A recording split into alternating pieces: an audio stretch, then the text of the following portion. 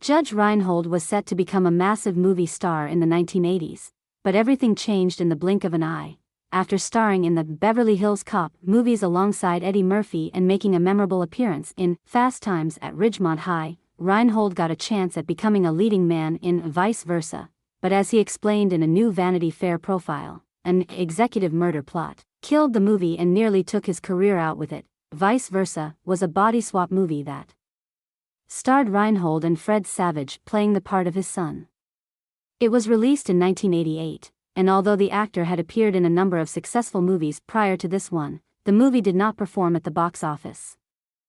According to Reinhold, that was because of several things that went down behind the scenes. He explained that David Putnam, a producer of Chariots of Fire, became the CEO of Columbia Pictures in 1986, and he wanted to bring the price of lead actors down, but make the back-end profits real. Reinhold believed in his ideas, but he wasn't, unfortunately, around long enough to prove that formula, because of what he called an executive murder plot by higher-ups in the industry, he said.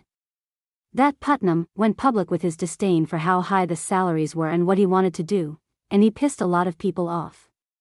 By the time we were ready to be released, he didn't know. But the guillotine had been set. People didn't like him, so they wanted him out. The actor called Putnam a really, really cool guy, and said, "I swear to God, I trusted him. He told me, I want to use you as a template. Take a cut, and we're going to make this work, and if the film is profitable, you're going to benefit. And that's the way it should be. And so we'll bring the price down up front." Months before Vice Versa was released, the Dudley Moore and Kirk Cameron-led movie, Like Father, Like Son, came out, a movie with a very similar plot to Reinhold's movie. As he explained, that film actually went into production after Vice Versa, and when it was finally time to release his movie, it was not given a fighting chance at the box office. "That's why I talk about the film in a disappointing way," Reinhold told Vanity Fair. "I'm proud of the film. It was my first time with my name above the title, and the studio just pulled it from theaters right before Easter break, when it would have had a chance to perform. It was rough. They kind of buried it, and we watched it all go down. We'd worked really hard," as he told the Los Angeles Times in 1992, "that was really the end of my highfalutin Hollywood career." That's when the phone stopped ringing. A handful of years before, in 1980, Reinhold's first feature film was released, a movie that has been titled both Running Scared and Desperate Men. It was a low-budget piece, but he said he had beaten out Dennis Quaid for his role. The movie was set in the Everglades, and at one point during filming, Reinhold remembered the director telling him, "Look, we don't have enough money to really finish, we just have a threadbare budget.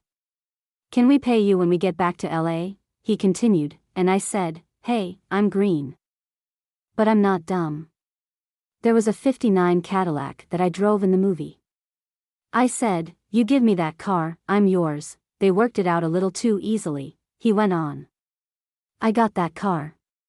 My mother was a realtor in Boca Raton, and I had to leave the car with her and fly back to Los Angeles to audition for Ordinary People for Robert Redford. While I was doing that, my mother had an accident in the car, and it turns out the car was stolen. Somebody had scraped off the registration number. I remember I was on a pay phone in LA and had to explain it to them, and I told M where the production office was." A year later, he had a small part in Stripes, starring Bill Murray, John Candy, and Harold Ramis. It was then that he learned a trick that he would also employ when acting alongside Eddie Murphy, gripping his legs to keep himself from laughing. "I would put my hands in my pockets and squeeze my thigh really hard to the point where it would be bruised at the end of the day, just to keep from laughing," he said. "I couldn't blow a take with Bill. There's times where you can see even Candy almost lose it." In 1982, he appeared in Fast Times at Ridgemont High, a role he landed because he shared a duplex with the movie's director, Amy Heckerling, and dated her assistant. Another thing that worked in his favor was that Heckerling had wanted Nicolas Cage to play the part that ultimately went to Reinhold. But he was just 17 at the time.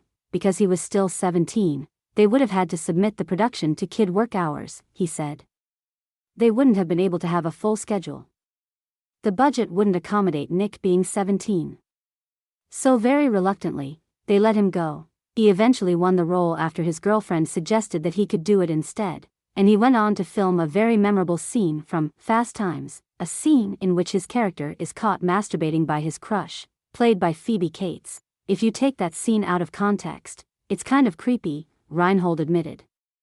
But to me, it was very funny when I read the script. That was one of maybe the dumbest and one of the bravest things I've ever done. Obviously, it was simulated, but it was an extremely personal thing, and it was just humiliating. If you take that scene out of context, it's kind of creepy, Reinhold admitted. But to me, it was very funny when I read the script. That was one of maybe the dumbest and one of the bravest things I've ever done. Obviously, it was simulated, but it was an extremely personal thing, and it was just humiliating, he said. When I read the script, I thought it was just so funny.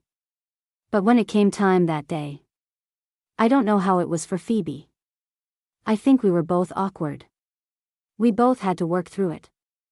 The audience doesn't realize it, nor should they have to think about it, but it's not easy, that stuff. I just went with it. One thing that made performing it easy was that I was incredibly uncomfortable. 2 years after Fast Times at Ridgemont High was released, Beverly Hills Cop hit theaters.